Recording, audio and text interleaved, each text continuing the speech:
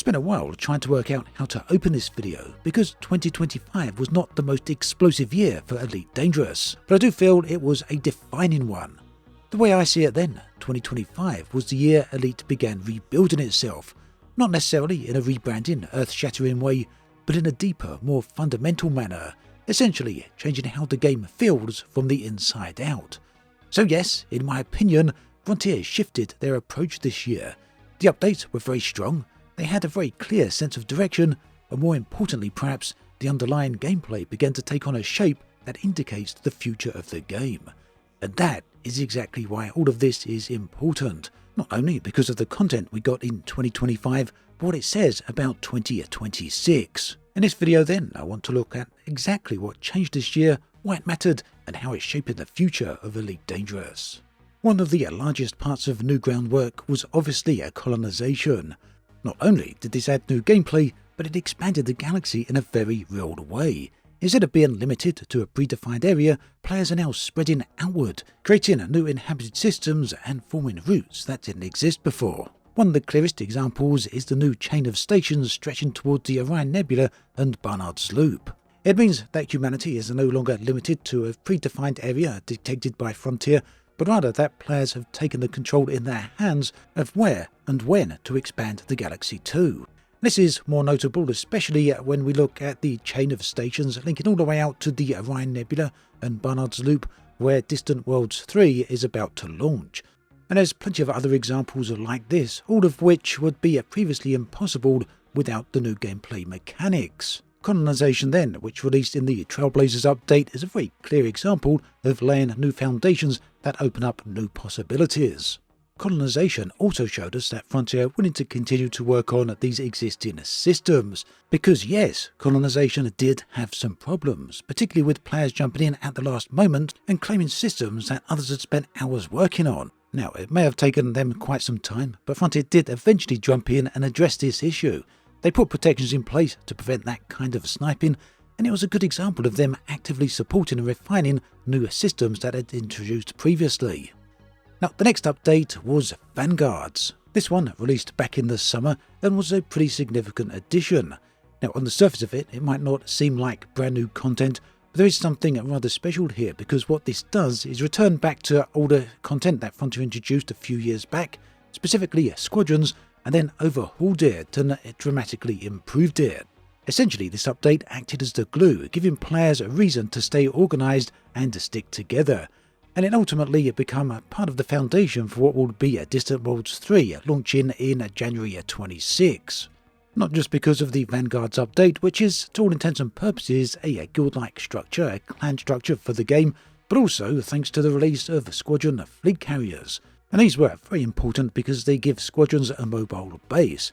Squadron carriers then were a major addition, far larger than personal carriers and built for groups rather than individuals.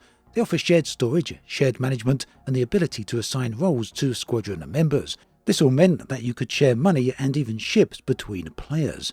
Effectively then, the whole thing gave organised players a mobile base.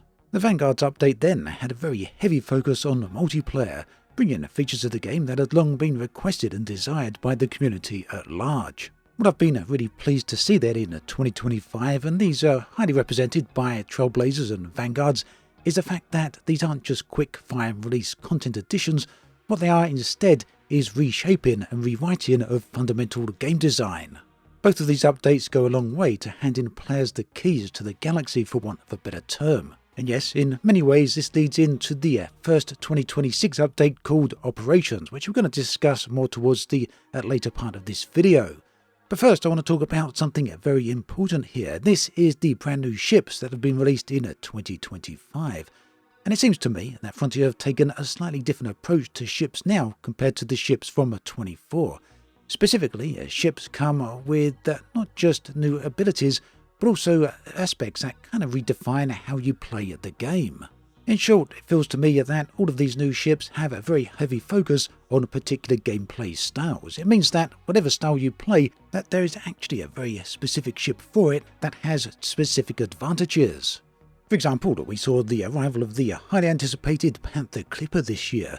the largest player-owned ship in the game outside of megaships, and this one had the highest cargo capacity. That makes sense, right? Because this is a trading ship, and now you've basically got everything you need for it to be a trading ship. The Caspian Explorer also arrived. This has appeared as of December 25, and you can see that on the screen right here. Now this is, as the title suggests, an exploration ship. Its exploration-focused advantage is that it has a massive jump range.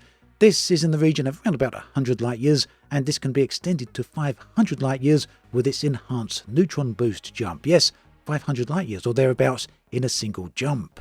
And meanwhile, the Type 11 also made an appearance this year, and that one is all about mining. Once it doesn't dramatically change mining-focused gameplay, it's much better at mining than all other ships. Although, that said, Frontier did have a bit of a misstep here in the very early access release of this, where it was pretty much equal to other ships. That has since been enhanced and improved to buff it up somewhat. The other ship released earlier in the year was the Corsair. Now, at this point, I think it's important to point out that 2025 has not been perfect. There have been a few missteps along the way. Some of these were entirely avoidable. For example, the Frontier released a new dodecahedron space station.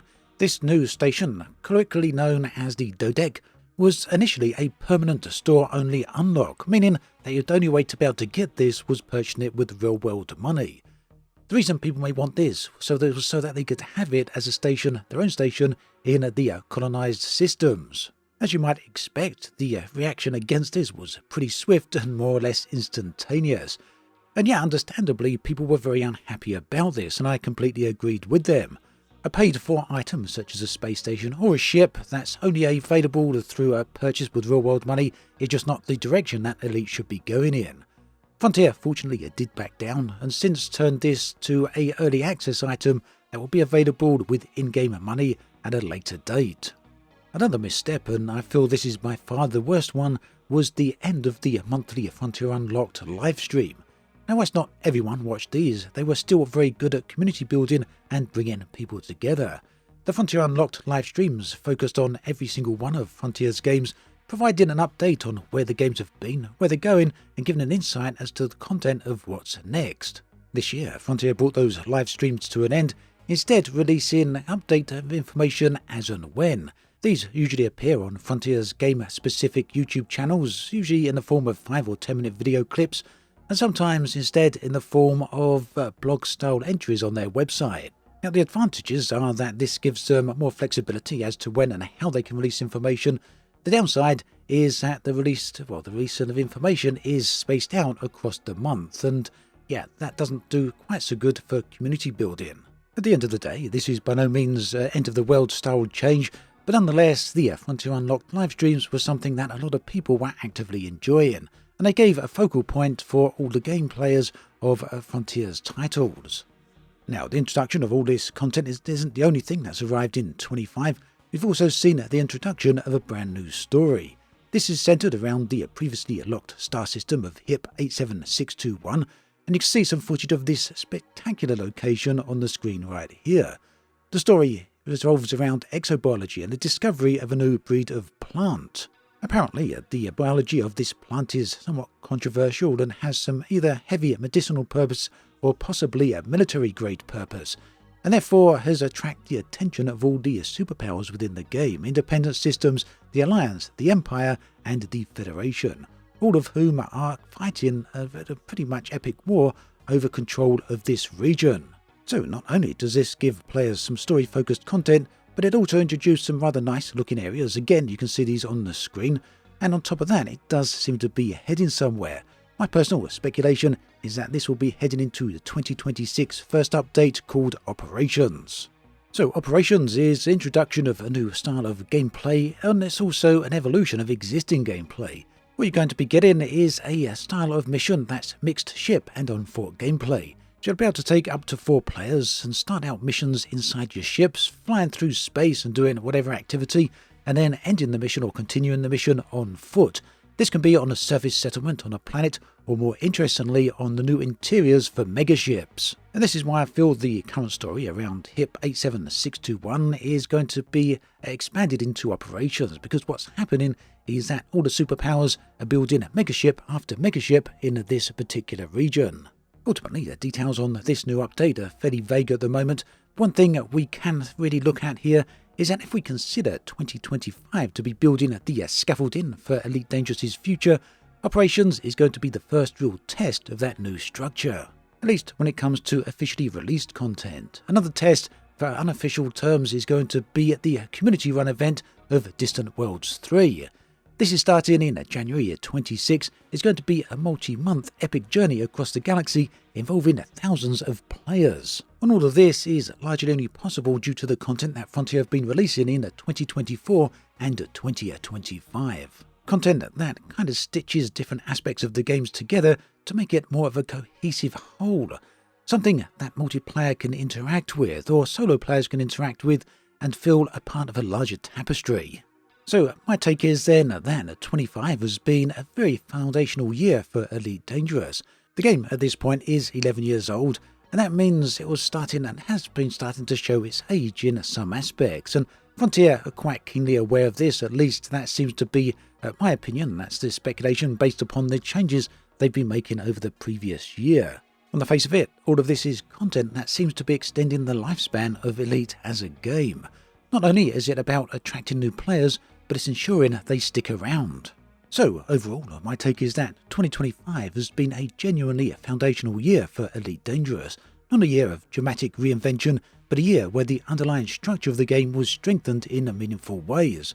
Colonization reshaped the space we play in, Vanguards reshaped how we play together, and the new ships helped redefine clearer identities for different styles of gameplay. Added to that, we saw Frontier refine systems, respond to feedback, and build story threads that look set to continue into 2026. It all contributes then to a feeling that Elite Dangerous is preparing for something larger, and that a part of that is extending its lifespan and set it up for the next era. Now, with Operations arriving early next year, and with community-driven events like Distant Worlds 3 on the horizons, 2026 is really shaping up to be a year where we finally start to see all of this stuff from 25 paying off, and seeing whether the year overall was, well, a very important step for Elite, something that is worthy of the franchise. Do let me know what you think about all of this in the comment section below. I'd love to hear from you. Thanks for watching this video all the way through. There is another one on the screen right here. Do take care, and I'll catch you next time.